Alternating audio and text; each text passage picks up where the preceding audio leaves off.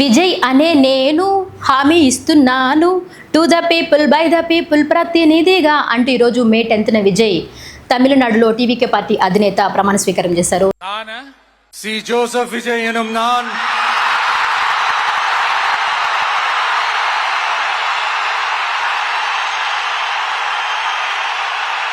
So అనుకున్నట్టుగానే TVK పార్టీని స్థాపించారు. బట్ 59 ఏళ్ల ద్రవిడ పార్టీలను వెనక్కి నెట్టి టీవీకే పార్టీ ముందుకు వచ్చి ఈరోజు తమిళనాడులో గవర్నమెంట్ ఫామ్ చేసింది. అందుకు నిదర్శనమే ఈరోజు జరిగిన ప్రమాణ స్వీకారం. ఫస్ట్ నుంచి కూడా అభిమానుల్లో విజయ్ ఫస్ట్ ప్రసంగాన్ని ఎలా స్టార్ట్ చేస్తారనే సస్పెన్స్ ఉండేది. సో ఆ సస్పెన్స్ని అలాగే కొనసాగిస్తూ ఈరోజు విజయ్ తొలి ప్రసంగాన్ని నవశకానికి నాంది పలుకుతూ అని చెప్పి అభిమానుల్లో ఫుల్ జోష్ నింపారు.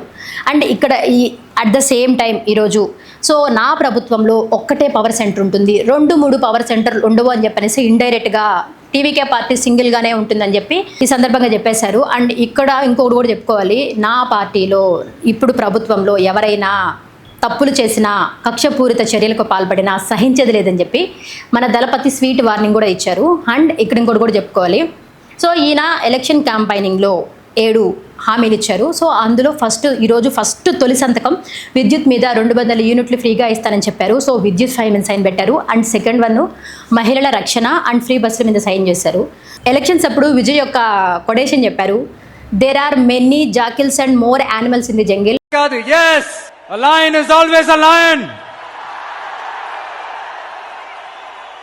There are so many jackals and other animals in the forest, but there will be only one lion.